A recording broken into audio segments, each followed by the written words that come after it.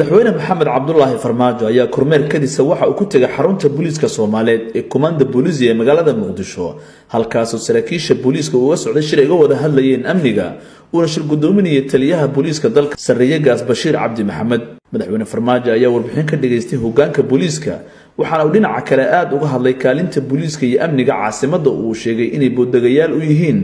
waxaa madaxweynuhu uu kula dardaarmay saraakiisha kala duwan ee booliiska dalka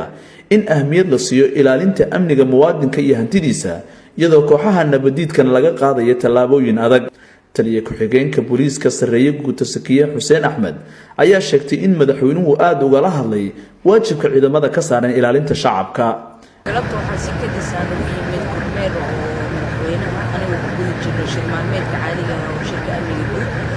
كوضع هذا حاب لو حوجي كرا أمنية ولا شقيت بالشدة مدحوينا نسكت سكوت ويميت وحام كرا لا دردار مسراكيشة وهالقرد كوجستا ونقدر دار ماي إن بالشدة نلا شقيه وهالقرد المحوجية وحوتي بنص وحسوسي هرت كوا أنا جينا أنا عيد اللي بسوا أساسا بالشدة